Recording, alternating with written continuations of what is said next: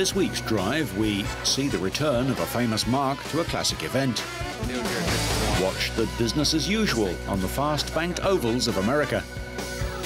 Go racing on the most unforgiving course in the world. And reach wild new heights with the undisputed king. All this and more in this week's Drive.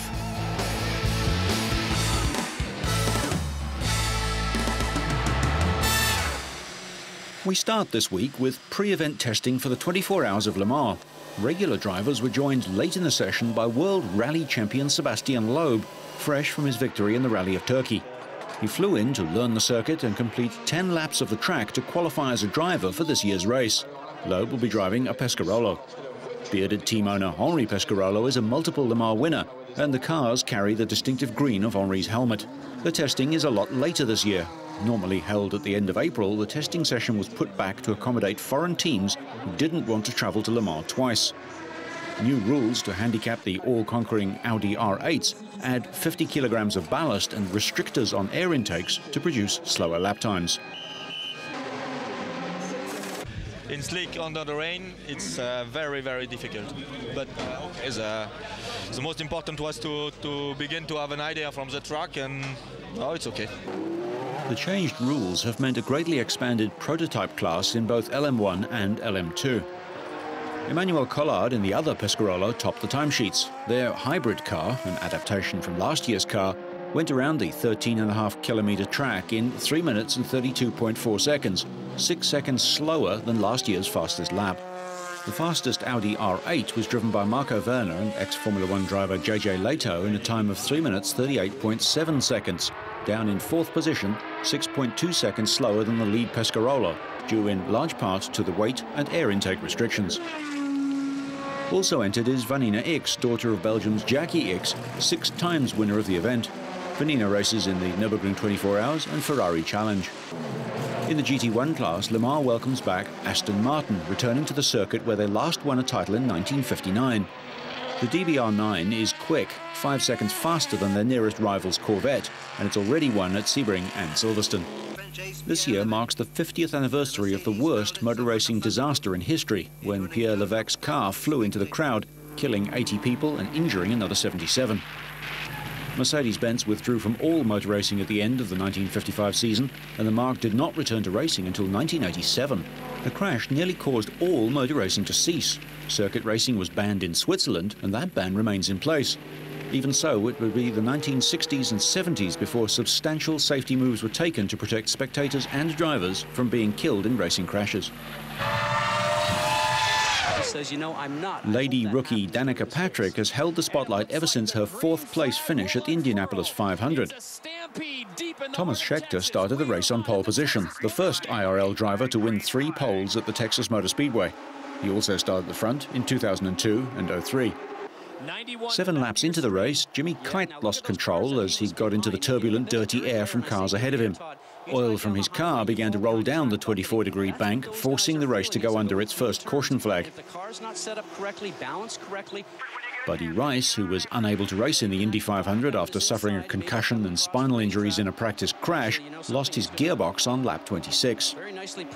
Patrick never led the race and had some problems of her own. With the race under caution, she pitted and her crew had troubles getting the fuel hose plugged in. She lost valuable time and eventually finished 13th. Tony Kanaan, the 2004 champion, led the race until lap 190. Thomas Scheckter went to the outside, and Kanaan slipped back to 3rd place. Scheckter had Sam Hornish in his wake for the remainder of the race, but the American was unable to make a move before Scheckter took the checkered flag. The South African led for 19 laps, and he became the first winner in a Chevrolet-powered car since Hornish himself won for Panther Racing, the team Scheckter now drives for, in the 2003 season finale. The son of 1979 Formula 1 world champion Jody Scheckter, Thomas finished 1/20th of a second ahead of Hornish in the 10th closest finish in IndyCar Series history. Thomas was famously fired by the Jaguar Formula 1 team after being arrested for curb crawling in England. The stock cars of NASCAR gathered in Dover, Delaware, at a track which is known as the Monster Mile. The race, on a concrete track, got off to a clean start. Early in the race, on the 35th lap, the number 20 car of Tony Stewart lightly tapped Jeff Gordon from behind. It was enough to spin the former NASCAR champion, who was running in 6th place at the time. Gordon has won the Dover race 4 times. The biggest crash of the day took place on lap 137. Dave Blaney lost control all by himself and crashed into the inside wall. He hit the wall so hard that his car careered back across the track, directly in front of Ken Schrader. The collision that started with Blaney's spin also involved Scott Wimmer, Kevin LePage and Sterling Marlin. Blaney's car suffered extensive damage. A far less dramatic crash happened on lap 288. Casey Kane also lost control, but he didn't hit any other cars, just a light kiss on the inside wall. The race marked the halfway point before the 26 race cut, after which only the top 10 drivers or those within 400 points of the leader will contest the championship over the final 10 events. Greg Biffle had a consistently strong race. He was able to avoid any trouble and took the checkered flag for the race victory, his 4th of the season. It was Biffle's 7th career win. He won by nearly 4.3 seconds, one of the largest margins of victory for any driver this season. He made one crucial decision, to take 4 tyres on his final pit stop under green, while most of the others were saving time by taking only 2. With the victory, Biffle moves to within 46 points of overall points leader Jimmy Johnson. Of his race card, celebrates winning.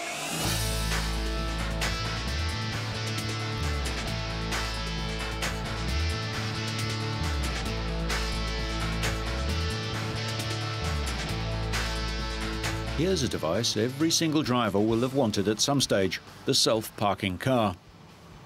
At the push of a button, the experimental vehicle takes control and effortlessly slots itself into a vacant space.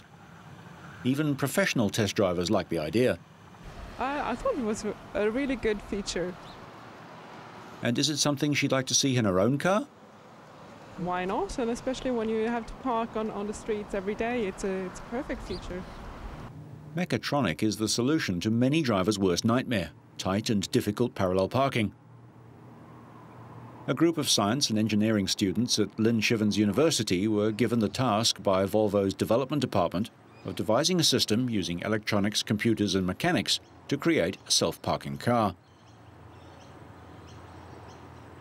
The students has, from a specification from Volvo, developed and made a demonstrator of demonstrated a working parking system.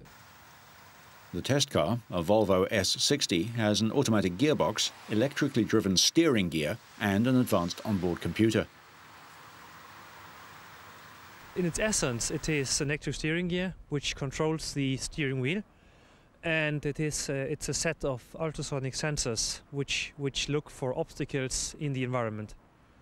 And from this we can see if we have a parking pocket or not. There are 4 ultrasonic sensors that can scan the surroundings and, via the computer, alert the driver if a suitable space is found. Then the vehicle asks you as a driver to stop the vehicle and to put into reverse and to gently reverse the vehicle and release the steering wheel.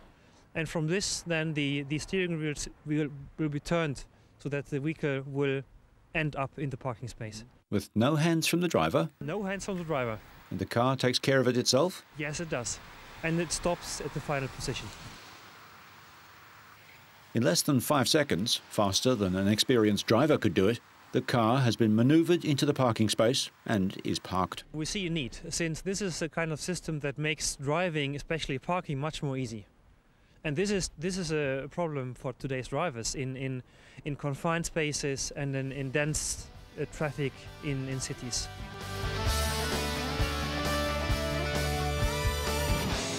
Palestinian drivers came from all corners of the West Bank to participate in the first Palestinian car event. Hundreds of spectators lined the course to watch as the air filled with the squeals and smells of burnt rubber.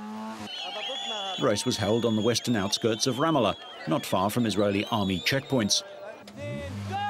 The course was 2.5 kilometers long, and drivers raced it individually in a time trial format. This is the first Palestinian rally for the cars.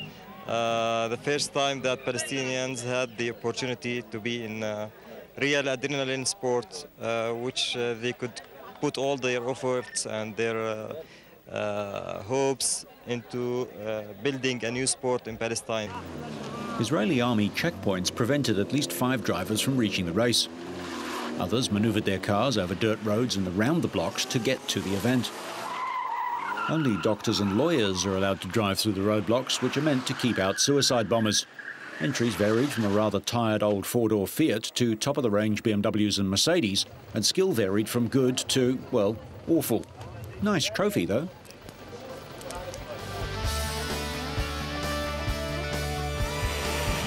Spain's Sete Gibernau started on pole for the 6th round of the season, looking for his first win of the year and trying to catch runaway title leader and defending champion Valentino Rossi. But he touched the back of early race leader, his own teammate Marco Melandri, and was lucky not to bring them both down.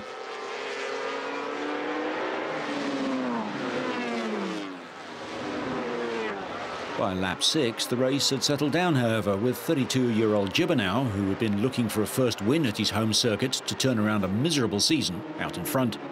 Rossi tucked in just behind, and the rest of the field was some way back. The 6-times world champion kept in touch and bided his time as the lap record tumbled, and there was a certain inevitability when he pounced on the exit to the main straight as the riders started the 23rd of 25 laps. Rossi stayed in front to end Gibernau's hopes. It was a 4th successive win for the Italian, his 5th in 6 races this season, and an incredible 47th in 86 Grand Prix in the top class of motorcycling. The Yamaha rider extended his lead at the top of the championship standings to 58 points over Melandri, who finished 3rd behind his Honda teammate Gibernau. Brazilian Alex Barros, the only other man apart from Rossi to have won a race this season, was 4th, with American Nicky Hayden 5th and Italian Max Biaggi 6th, as Honda riders dominated all but the most important position in the race. Melandri's consistency has now brought him 3 podium finishes this year. The bike worked very well, was fast, was good, very good to ride into the corner. And so the setting was good, the team did a great job. At the end I try to overtake and I make 3 amazing laps and I'm able to win, so it's incredible. Rossi is now firmly on course for a 5th world title in a row, with Italian riders in the top 3 spots and Spaniard Gibernau 4th after the Spanish round. Spain's 250cc world champion Dani Pedrosa started from pole but got away so slowly that he was 9th by the first corner. Pedrosa was forced to work his way through the field to claim his 3rd win in a row and his 4th of the season. The 19-year-old Honda rider, born 15 kilometres from the circuit, delighted 100,000 fans by beating Casey Stoner, extending his lead over the Australian to 27 points.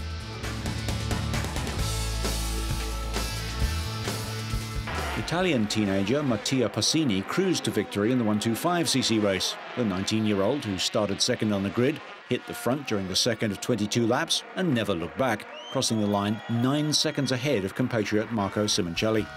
It was his 2nd victory this year. He also won in China and moves him a point ahead of Swiss Thomas Luthi, who started well but finished 7th.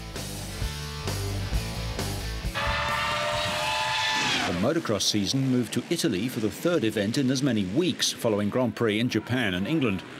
This tough schedule took the riders to Castiglione del Lago, but this was no romantic break as the riders roared away from the start with 2 races over 21 laps and 37 kilometres each. In the first moto, it was the Yamaha of Denmark's Brian Jorgensen up front, battling with former multiple world champ Joel Smets, his Belgian compatriot Steve Ramon, and Pascal Lorette of France. Jorgensen was chasing his 2nd race win, but for Michael Pichon, Italy was a non-event. Scoring just 21 points in England, the Frenchman would leave Italy with nothing following mechanical failure. Up ahead, Jorgensen had given way to a mighty tussle between Smets and New Zealand's Ben Townley, and the Kiwi KTM rider benefited from an uncharacteristic error from Smets to win his 1st race of the season, setting the fastest lap along the way. Jorgensen held on for 2nd place, with Lorette taking 3rd. Race 2 of the 8th of the scheduled 17 events on the MX1 calendar had several riders again running wide and up the bank. The confident Townley streaked to the front once again, followed by Jorgensen with championship leader Stefan Everts, 5th in race 1, and Smets fighting it out for 3rd.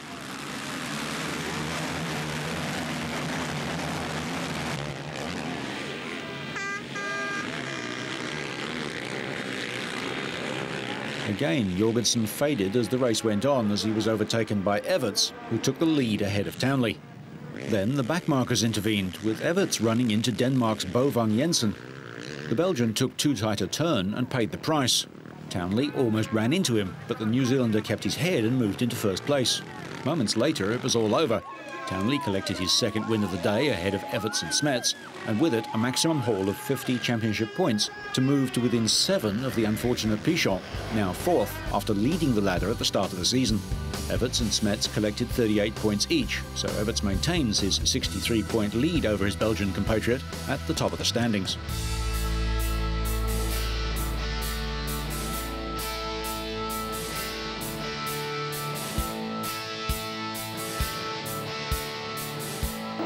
The TT races on the Isle of Man are a 98-year-long tradition of road racing, now on a 37-mile lap of the small island in the Irish Sea. Riders set off individually and race against the clock on public roads, complete with curbs, stone walls and humpback bridges. It's wild racing that has claimed dozens of lives over the years, including a rider and a marshal killed this year. Riders reach 180 miles an hour on the narrow roads. The length of the course means weather can change dramatically during a single lap. John McGuinness, riding a Honda, took the honours in the superbike race, edging ahead of Adrian Archibald on a Yamaha. Martin Finnegan, riding a Honda, claimed third place, and all three are road racing specialists. Sidecar racing is not for the faint-hearted, especially on the narrow and bumpy public roads. Passengers take a hammering as they clamber around on the low-slung machines to provide both traction and stability. Victory went to the local crew of Nick Crowe and Darren Hope. It was a maiden TT glory for the Honda-powered men, and they made the telling move on the final lap to overhaul the leading duo of Steve Norbury and Andy Smith aboard their Yamaha.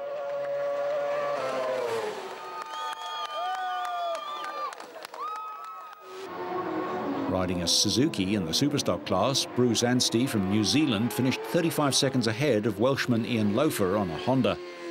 Loafer moved up from fourth position on his final lap to claim second, while Ryan Farquhar of Ireland was just 2 seconds behind in third place.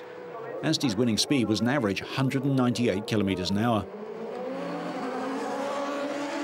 Race-long leader Adrian Archibald ran out of fuel in the final miles of the event, and later it was announced that he had taken on fuel with the help of a spectator and was deemed to have retired. Ian Loafer celebrated the 21st anniversary of his first TT by winning the Junior TT by 22 seconds from Superbike winner John McGuinness. It was Ian's 7th TT win at 192 kilometres an hour. The singular nature of the TT racer is well demonstrated as Ryan Farquhar, the first to start the senior TT event, which was marred by the death of Scottish motorcycle journalist Gus Scott. He crashed on the second lap, hitting a local volunteer marshal who was crossing the course to attend to another rider. The experienced Scott had raced all over Europe, but was contesting his first Isle of Man. He claimed a top 10 place and a coveted bronze replica trophy in the junior event 2 days earlier with the fastest lap of over 115 miles an hour. Motorcycle racing Isle of Man style is like nowhere else in the world and has remained largely unchanged, apart from massively faster machinery, for nearly 100 years. No longer a part of any World Championships, the TT races have been denounced as too dangerous by riders of the calibre of British double 500cc world champion Barry Sheene. Ian Loafer was second, but a lack of practice time cost him more than just a win. It also ripped up his hands. Third was Guy Martin. John McGuinness from Morecambe in England won the senior TT. McGuinness finished the 6-lap, 226-mile race at an average of over 127 miles an hour, his 8th TT victory. The level of commitment and courage required are obvious.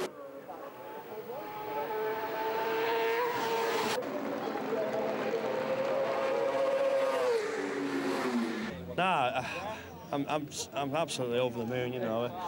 Bike just never missed a beat. It's a testament to Yamaha and all the people who sort of kept the faith in me, you know, Alistair Flanagan and Dunlop Tyres as well. It's the first major wins for Dunlop. It's just not quite right. We've got to have done with another couple of laps practice, you know, to get it perfect for me. It's just shaking my hands to bits, and yeah, they're not looking very good. As a motorcycle must-see, the Isle of Man TT is close to the top of the list. The Millennium Stadium in Cardiff was the venue for the 4th round of the Speedway World Championship. World champion Jason Crump was disqualified in his 3rd heat after he was adjudged to have tapped Hans Andersen, The Australian was furious, especially as replays appeared to show that there had been no contact between them. With just 2 points from 2 rides, Crump was looking in danger of not making it to the last 8. But things got worse for Crump as he was excluded after his next heat after crashing on the first corner. The drama didn't stop there. In the following heat, Bjarne Pedersen suffered a spectacular crash. Fortunately, he managed to walk away from it unscathed and went on to win the rerun.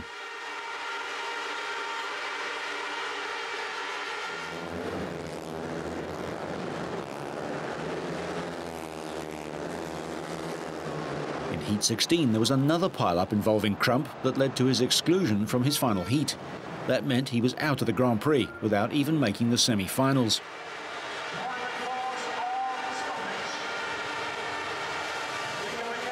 Former world champ Nicky Pedersen also failed to make it to the last 8. The first semi-final was won comfortably by Bjarne Pedersen, obviously suffering no ill effects from his earlier crash. Hans Andersen came second to take the other final place. The second semi was more dramatic. British rider Scott Nicholls was excluded after falling on lap 3. On the rerun, Thomas Gollop pulled out on lap 2, having been injured in Nicholls' fall. Jaroslav Hampel won the race and, along with Tony Rickardsson, qualified for the final. The start was dramatic, with Rickardsson scraping the outer wall and coming close to knocking himself out of the race.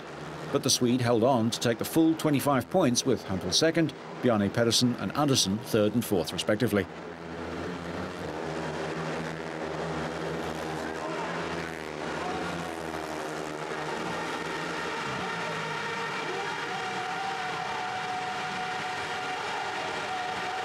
Rickardsson now holds 95 points after round 4 of 9, 32 ahead of his nearest rival Crump, with Nicky Pedersen a further 11 points adrift of the leader.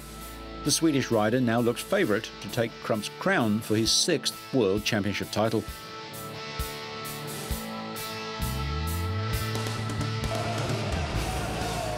With the overall title already wrapped up, Matt Ribot could have been forgiven for taking things easy in the final round of the Night of the Jump season. However, with Chris Brock, Ribot outscored the German pair of Basti Volter and Lukas Weiss to take the first of the event's 3 disciplines, the whip contest. The pressure was on again as Ribot revved up for the step-up or high jump final. A bar set at 6.5 metres posed few problems for Ribot, but his former teammate Brock was now the opposition, but the Briton failed in his attempt at 6.5 metres. For the second time, Ribot took his place on the podium. Crowd favourite Basti Volter did his best to deny Ribot a hat-trick of trophies in Cologne. Starting his run with a Flintstone to no-handed can-can manoeuvre, Volter looked capable of providing a meaningful challenge. However, his backflips lacked the height and grace of Ribot's, and Volter had to settle for third with a score of 252 points.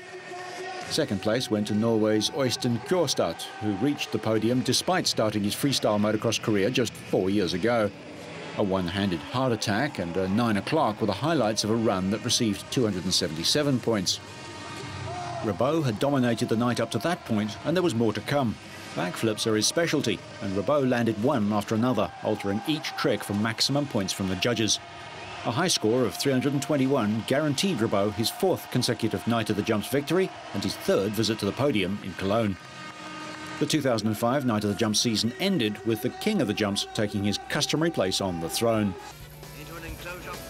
We close with footage of that terrible crash from 50 years ago and reflect how safety on and off the track has improved, so you can stay on track and up to speed and make sure you catch next week's Drive.